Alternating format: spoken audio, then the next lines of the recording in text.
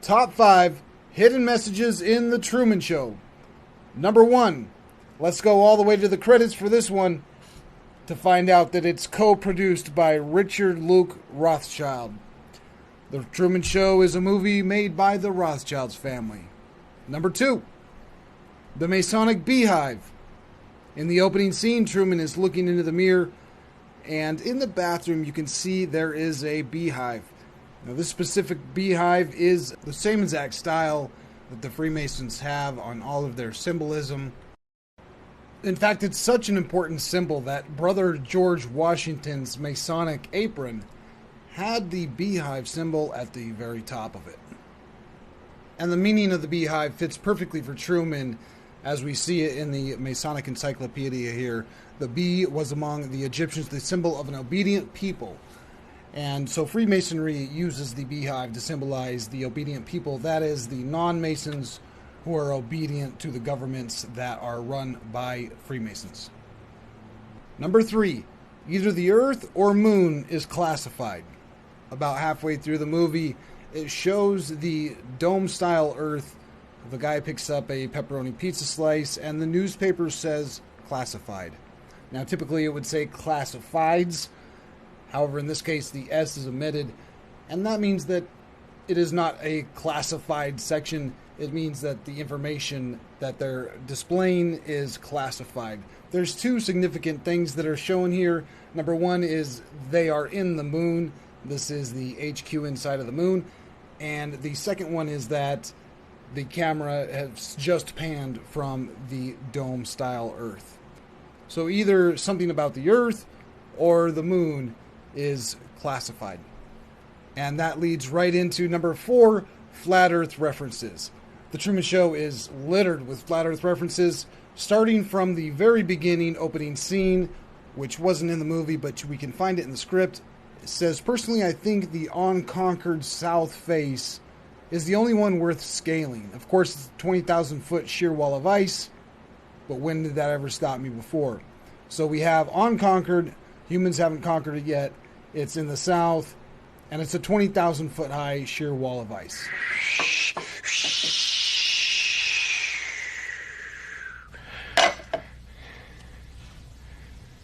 Personally, I think the unconquered south face is the only one worth scaling. It's a 20,000-foot sheer wall of ice, but that's never stopped me before. The stars are fake or artificial, and there's actually a rip in the dome.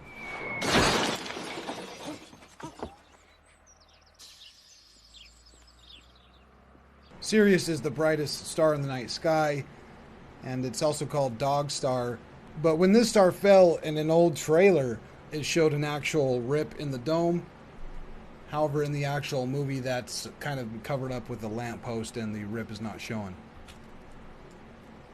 The Truman Show logo shows a picture of Earth, which doesn't make a lot of sense for the Truman Show itself. You would think that it showed a picture of Truman's town.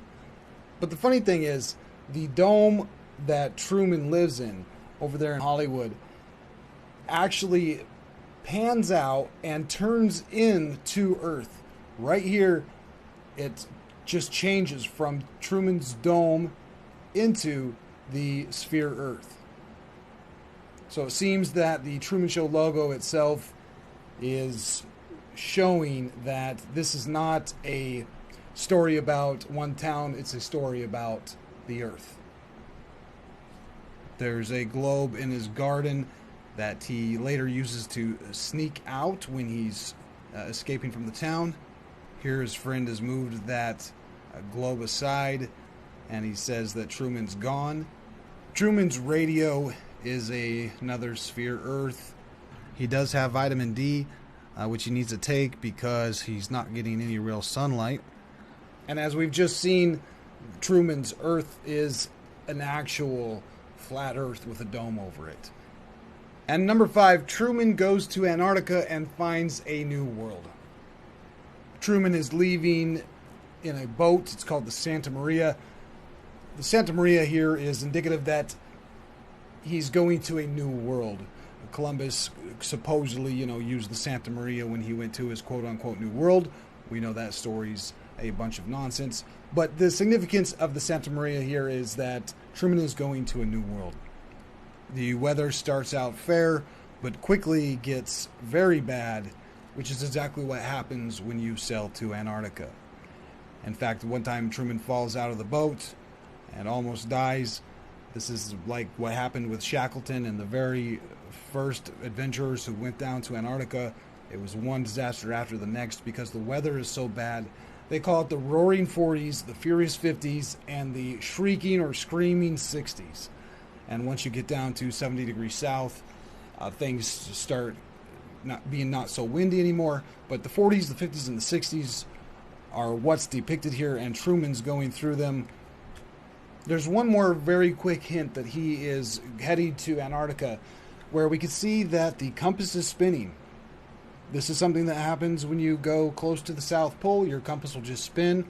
So in addition to the bad weather, the compass spinning, once Truman finally escapes the storm, he runs smack into an ice wall. And we can argue that it's not ice here, it's sky, but it would be the firmament then. So he's either hit the firmament or he's hit the ice wall.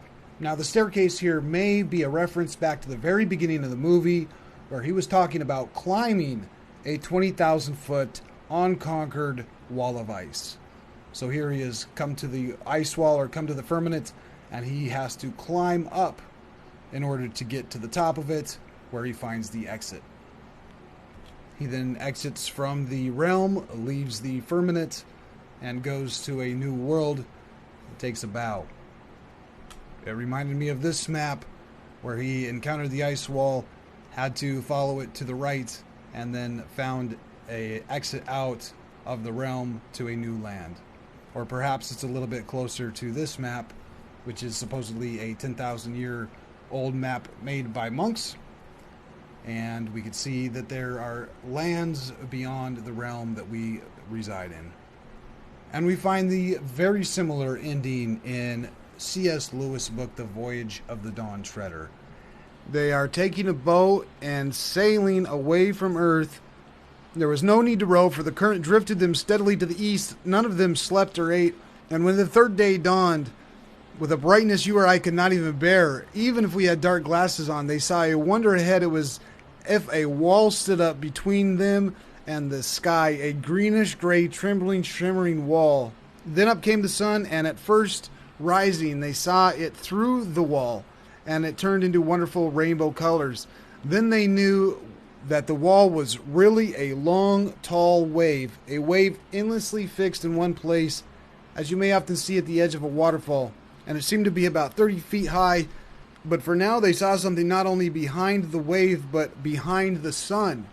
So it seems like the sun here is an illusion. They can see stuff behind the sun. But now they looked at the rising sun and could clearly see things beyond it. What they saw eastward beyond the sun was a range of mountains so high that they never saw the top, and the mountains really must have been outside of the world. For any mountain even a quarter or a 20th of the height ought to have ice and snow on them, but these were warm and green and full of forests and waterfalls however high you looked. No one in the boat doubted that we were seeing beyond the end of the world, into Aslan's country. My friends, we have arrived.